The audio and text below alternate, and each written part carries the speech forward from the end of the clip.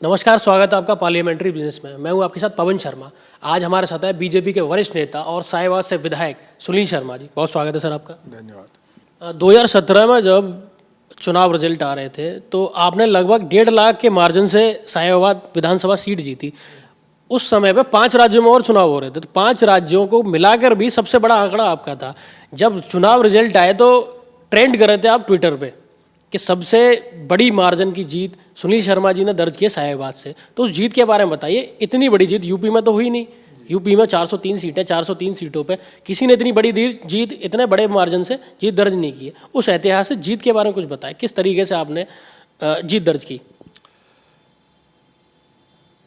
मेरी विधानसभा का क्षेत्र बड़ा है, मतदाता भी यहाँ ज़्यादा है।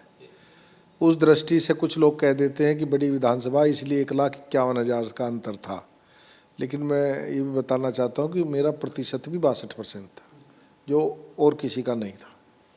शायद पंकज सिंह जी जो हैं उनका मुझसे 1% कुछ ज़्यादा था परसेंटेज में। अंकों में मैं 1,51,000 वोटों से मैं जीता था। ये जीत वास्तव में कार्यकर्ताओं की जीत थी और जनता का मोदी जी में आस्था थी। उस वक्त मोदी जी ही थे। अब तो योगी जी हमारे नेता उत्तर प्रदेश के हैं और योगी जी की लोकप्रियता पूरे देश में भिन्न भिन्न प्रांतों में है। अब तो हमारे पास डबल इंजन हो गया है। जब मोदी जी ही नेतृत्व कर रहे थे और लोगों की आस्था थी, सभी जातियों ने, सभी वर्गों ने, सब लोगों ने भारतीय जनता पार्टी को वोट किया था। मैं चूँकि भारतीय जनता पार्टी का प्रत्याशी था तो वो जीत मेरे खाते में लिखी गई।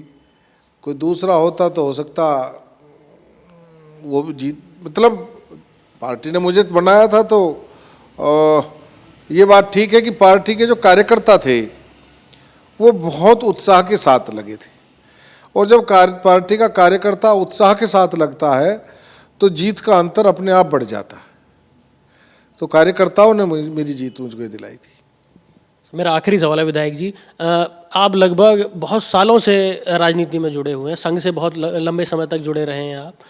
राजनीति में शुरुआत किस तरीके से हुई, क्या सोचा राजनीति में आने के लिए? दरअसल मैंने कभी ये नहीं सोचा था कि मुझे कोई चुनाव लड़ना है या एमएलए बनना है, राजनीतिक रूप उसमें जाना है। मैं तो बजरंग दल का कार्यकर्ता था।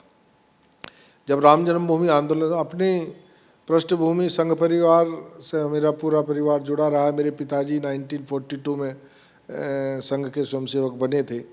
बाद में बनवासी कल्याण आश्रम में उन्होंने रिटायरमेंट के बाद काम किया।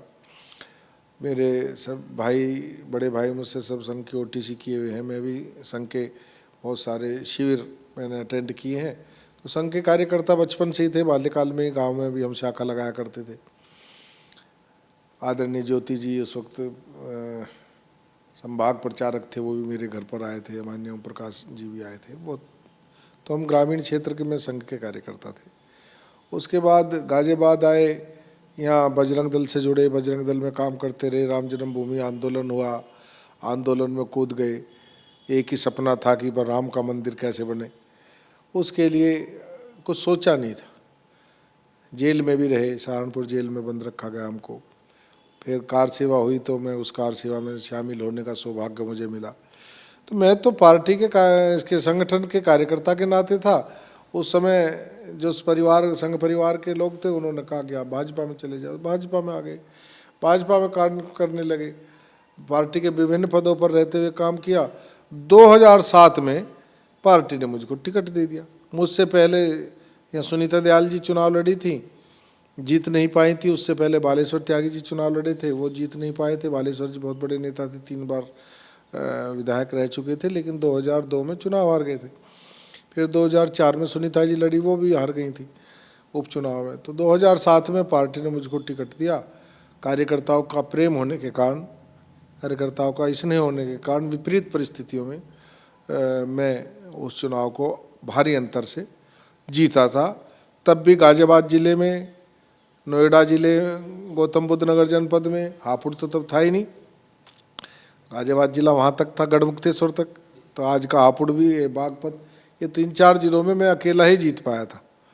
और मैंने उस वक्त भी 26,000 वोटों से लीड ली थी। जितनी वोट दूसरे को मिली थी उससे 1.5 गुना वोट मुझको मिली थी। तो 2007 में जीत गए, विधायक बन गए, 2012 में नहीं जीत पाए, 2017 में पार्टी ने फिर दिया।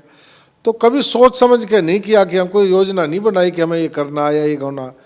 और मेरा मानना ये भी कि कर्म करते रहना चाहिए, भाग्य में जो होगा वो मिलेगा, देने वाला तो परमात्मा है। बहुत धन्यवाद सर समय देने के लिए। धन्यवाद। तो ये थे हमारे साथ साहेबाबाद से बीजेपी के विधायक सुनील शर्मा जी। कैमरामैन गौरव गुप्ता के साथ पवन शर्मा, पार्लियामेंट्री बिजनेस।